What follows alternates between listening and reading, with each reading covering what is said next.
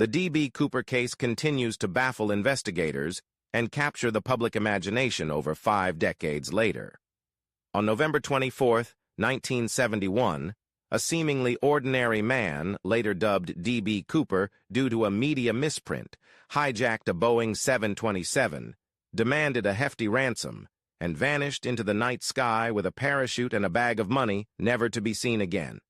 Let's explore the details of the hijacking, the investigation's twists and turns, the suspects, the ever-evolving theories, and analyze the enduring legacy of this unsolved puzzle. The seemingly uneventful afternoon took a dramatic turn when Daniel Cooper, a man in his mid-40s, boarded Northwest Orient Airlines Flight 305 from Portland, Oregon to Seattle, Washington. He exhibited no suspicious behavior, blending in with the other passengers. However, shortly after takeoff, the facade shattered. Cooper, calm and collected, passed a note to a flight attendant, Florence Schaffner, that said, "Miss, I have a bomb in my briefcase and want you to sit by me."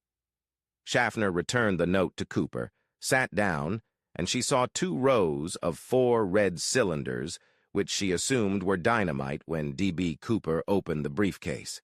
Attached to the cylinders were a wire and a large cylindrical battery, which resembled a bomb.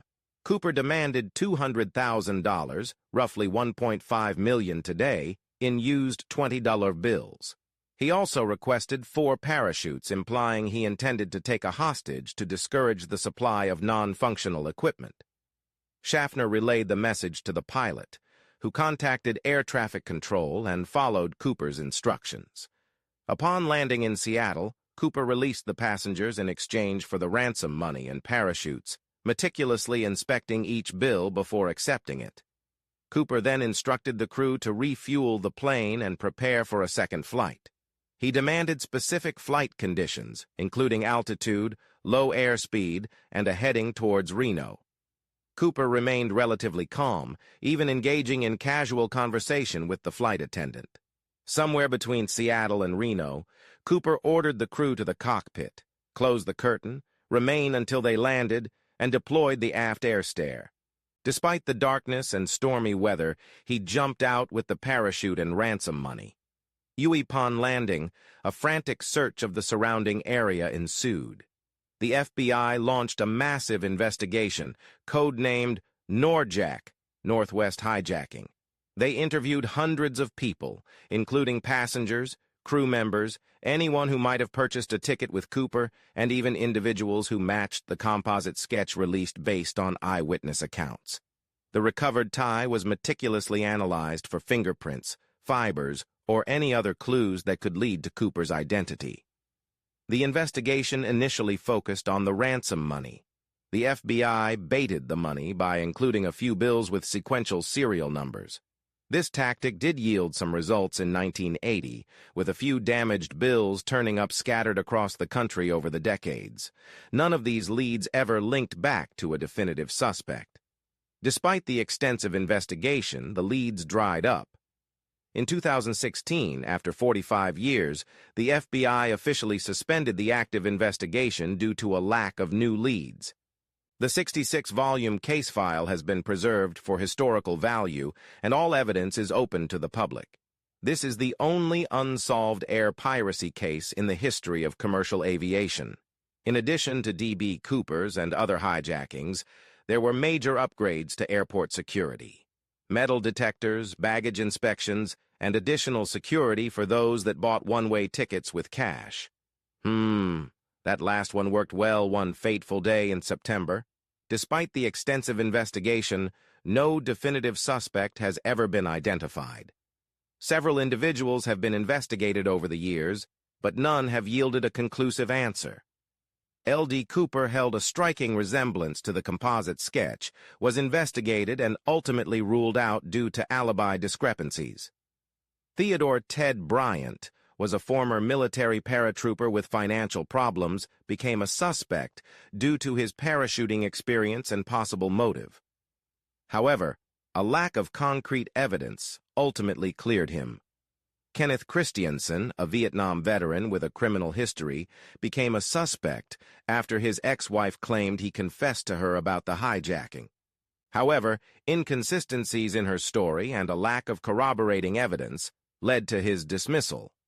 The D.B. Cooper case remains unsolved due to a lack of conclusive evidence, leading to a plethora of theories and controversies that continue to fuel speculation. Here's a look at some prominent theories and the controversies surrounding them. Lonesome entrepreneur theory.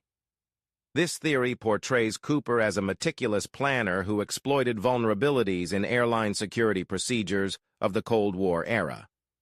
He likely had some knowledge of aviation and parachuting, and may have chosen a specific route and weather conditions to increase his chances of survival. His meticulous inspection of the ransom money suggests a desire to disappear with the cash and live comfortably. This theory doesn't fully explain Cooper's calm demeanor throughout the ordeal.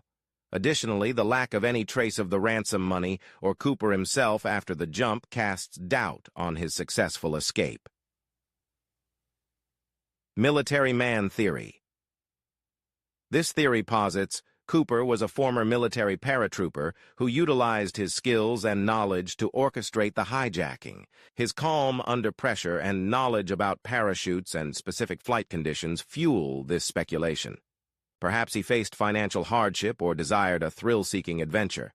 While some real-life military personnel were investigated, none conclusively matched the profile. Additionally, some believe military training would likely instill a higher level of caution regarding jumping at night in bad weather. Suicidal motive theory. This controversial theory suggests Cooper might have been suicidal and used the hijacking as a means to end his life. He could have planned to jump without a functioning parachute or into an area with a high chance of fatality. The lack of remains could support this theory. This theory is considered bleak and lacks strong evidence. The meticulous planning and ransom demand seem contradictory to a suicidal intent. Additionally, hijacking a plane with innocent lives at risk appears a reckless way to end one's life. Government conspiracy theory. This fringe theory suggests Cooper might have been a government operative or someone with connections to intelligence agencies. The theory proposes that the government orchestrated the hijacking for various reasons, perhaps to test security protocols or to disappear someone with sensitive information. This theory lacks concrete evidence and relies on speculation. The FBI investigation provides no indication of government involvement. Some criticize the FBI for focusing heavily on the ransom money, neglecting other potential clues. Others question the decision to suspend the active investigation in 2016.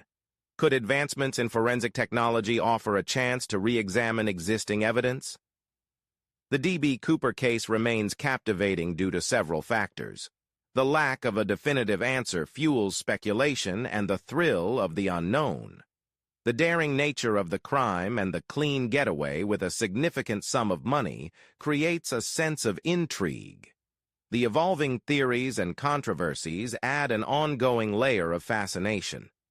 D.B. Cooper's hijacking continues to be a baffling mystery.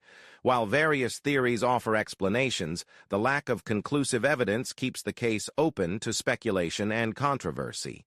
The possibility of new information or advancements in forensic technology could potentially lead to a resolution in the future. D.B. Cooper and the money he took will likely capture the public's imagination for years to come.